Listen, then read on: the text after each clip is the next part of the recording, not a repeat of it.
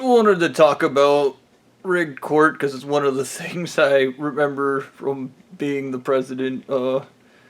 Literally, the wives explained to me, but this is the thing with the cadmium brain, your memory's fucked up. They had to explain to me 6 or 7 different times that when you're deciding the outcomes of the courts out in Utah, in the court, their bullshit fake court, their bullshit fake lawyers and bullshit fake judges. When you're deciding those cases, the wives told me you can't let people win because that means the church has to pay out, and if the church has to pay out, we have to kill them. So I would randomly let people win because I literally forgot that if the church paid out, we killed them. And then the wives would report back to me, oh, that guy died that got the money. And oh, that's fucking horrible. Wow, I kind of wanted that guy. And these are just like, dude, the church leaders and the church people doing straight up atrocities from raping people's kids to abducting their kids. And they're just murdering them left and right because the church doesn't want to pay out. And it's part of their ridiculous religion.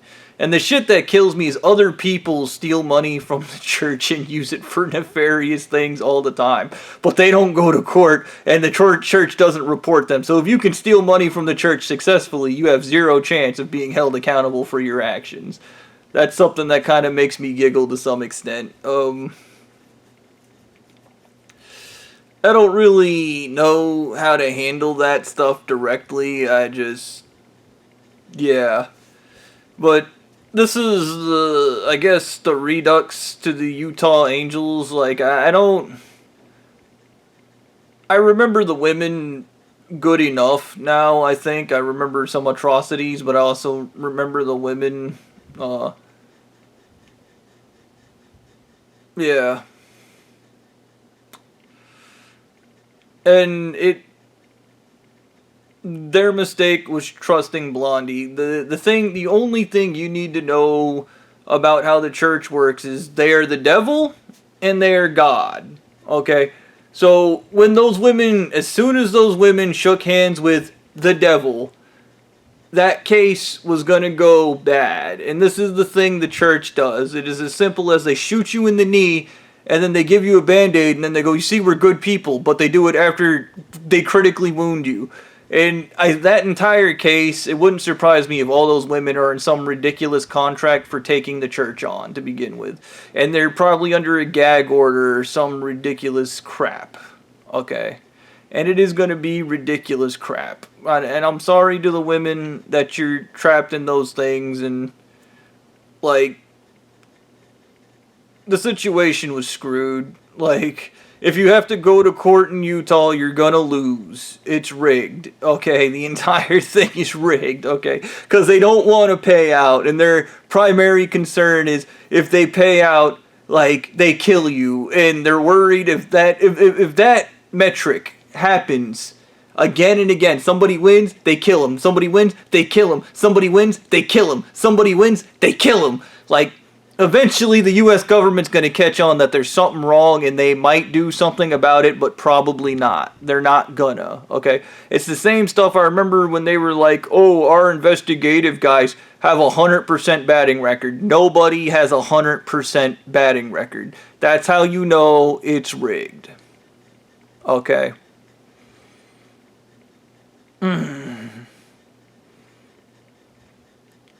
And even we let the church leader narrative spin. We give them the information and they twist everything and manipulate it and lie and break everything just so they can run screaming from accountability. Nobody holds them to account for anything ever. And the other side you need to remember with these people is they don't believe in the police and they don't believe in court. They don't believe in a justice system. So why on earth they're allowed to be FBI agents, I don't know. Why they're CIA, I don't know. Like, they're literally like a homegrown terrorist group. Like, and I remember the FBI wouldn't let me say that. I kept saying that during the trials they were a terrorist group, and they wouldn't let me call them a terrorist group because the FBI literally made the joke that the Muslims are the terrorists. And I didn't laugh at that joke because I was like, religious people are terrorists. It's religion makes people crazy. Okay, I don't care what people how religious people feel about that. Religion makes people crazy. Okay, that's just the facts. Think about it like this. If you weren't in your religion, would you be murdering people or threatening other people? Probably not. You'd probably be getting along with them. It's your religion that's in the way. Alright? And I also think about, I remember the stuff with Anal Eating Mummy God and the whole, I'm God and the devil, therefore you don't know which way I'm gonna go. The excitement is it left or right? Left or right? I was like, that's how an addict brain thinks. I was like, that's gambling. Like, that's game theory. That's the gambler mindset. Ooh, what's he gonna do? Is he gonna screw you or is he not gonna screw you? I don't know. Maybe. Like, yeah, and the absurdity in the control and how everything was just completely screwed. But I also remember Blondie and getting my sex harem and him coming to Papa John's bragging about it, like, oh, I got them, they're my property. And yes, Blondie does refer to women as property, as it is a part of their religion. Women are property. They are not human beings. Like, the same way when you're not a member of the church, you're not a human being. You're a thing. Like, and they're somehow superior, but also emotionally stunted, underdeveloped, and can't function properly without LSD. Because apparently, if you're not addicted to LSD, you're not a superior being. You gotta be dropping your LSD, brother. Like, I just, yeah, I remember the stuff with Stu in the black car, and even the guy the lawyer guy, whatever, that was on my case, was like, this is bullshit. Basically, he was like, Stu stole money from the church. He should be executed.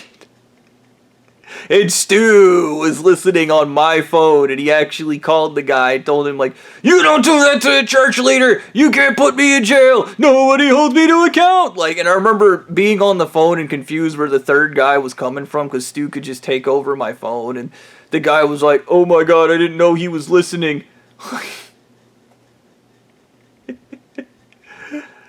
Yeah.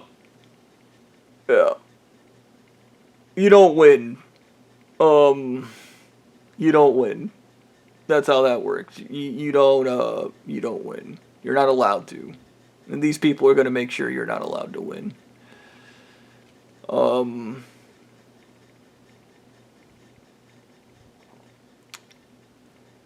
I remember even trying to tell, like, I got to talk to the women on the phone and stuff, and like I said, when they came to visit me at Papa John's, I was kept in a sedated state. Like, these guys know no bounds. Like,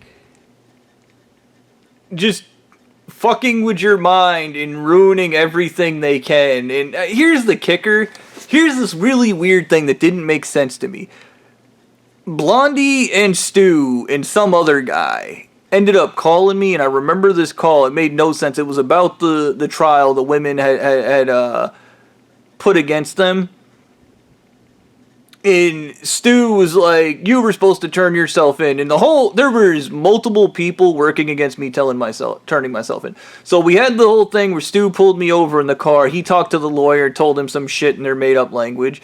We had Blondie, who only wanted my sex harem and wanted to be perceived as the hero because he was jealous that, dude, people in Japan were calling me a samurai.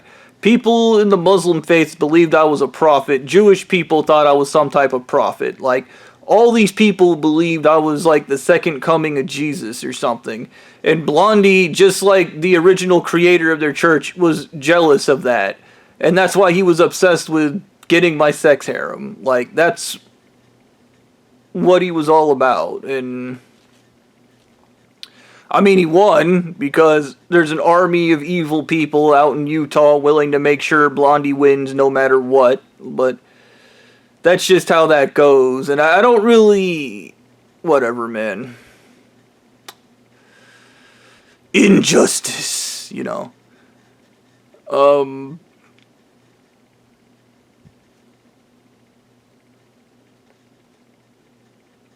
Yeah, and I'm willing to bet the wives entered that court case in Utah. The women entered that court case in Utah, uh, believing and hoping for better times and thinking something about putting me in jail was gonna fix things.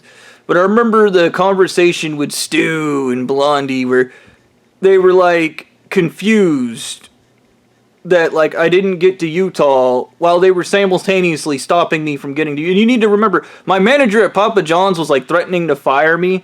The guys at Papa John's were interfering when I was getting phone calls. Like these people just kept harassing me and making sure that I couldn't get proper communication with anything with the court. They were interfering on every level. The dudes that monitor everything I do, they were interfering with my fucking calls. The calls were coming in all fucked up, and I'd hear every other word, and I'd hear other people talking. Like, this is how far these imbeciles went to stop me from getting to Utah. And I don't even know if my brain was so far gone. I honestly don't even know if given the proper choice and if somebody had sat down and explained to me what was going on. If one person just came, and that wasn't going to happen because Blondie told me that he knew I needed chelation therapy, but he was terrified of what would happen if I had a fully functioning brain. Which tells you that just how fucking stupid him and Stu are, and they're trying to manipulate an imbecile. And I kept doing the wrong things, which is what's funny, because they're supposed to be these geniuses, but I kept doing the opposite of what they wanted me to do every time. And I would argue it was because my brain wasn't fully functional.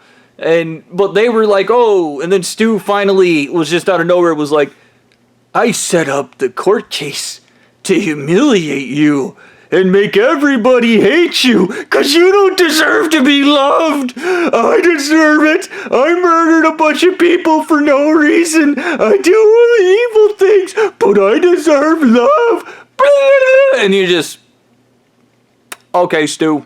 Like, and I remember like, okay, and then Blondie was like, I'm gonna get the love from your sex harem because you're a real god. And I'm a real god. I am. That's why I got your sex harem, because I'm superior. And I was, what are you guys talking about? Like, you need to remember at the time my brain was still remotely wiped. I had fragmented memory and I kept guessing at things that were related, but I was always confused. Like, here's one of the things I remember from being president. I think one of the women that I called and talked to me, I think I told her to play Luigi's Mansion.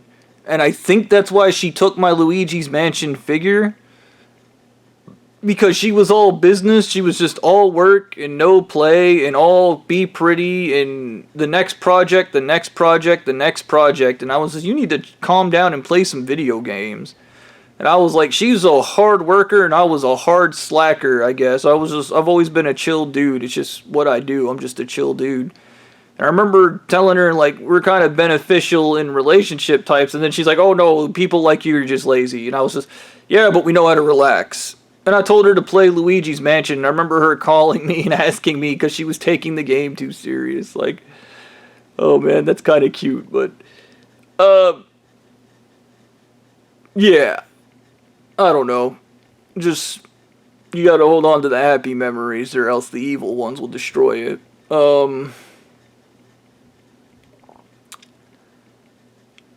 I literally remember getting hit with a van, and I don't know why nobody ever mentioned this to me, ever, but I have a scar on my leg that I think I got hit by a van and my head was smashed in, and my leg was broken, and now I remember having crazy sex with a nurse while I was, like, fucked up on painkillers, too.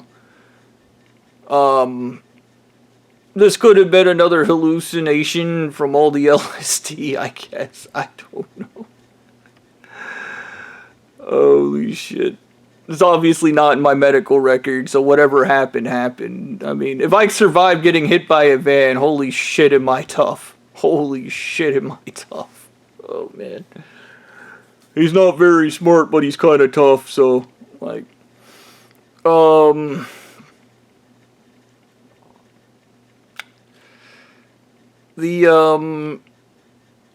Where was I going with this?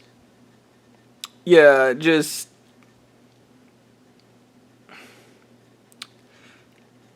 It's bullshit. That's what it is. It's bullshit. It's all bullshit. And I remember Anal Eating Mummy God trying to explain to me it's not bullshit. That's not the intent of it. So you need to know somebody's in control. No, you don't. Okay, life is perfectly okay with nobody being in control. If somebody was in control, everything would be boring. Okay?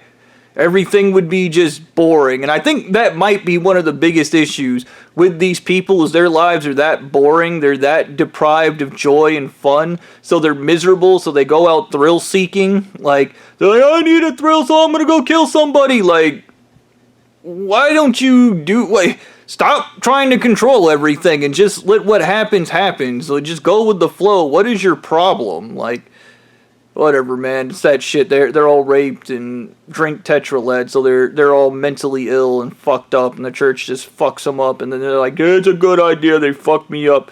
And I think about that shit, like, they just keep poisoning them with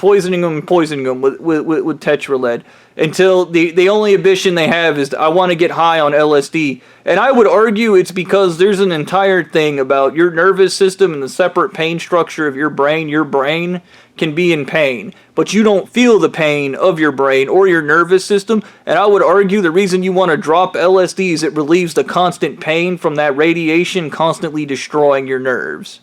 Okay?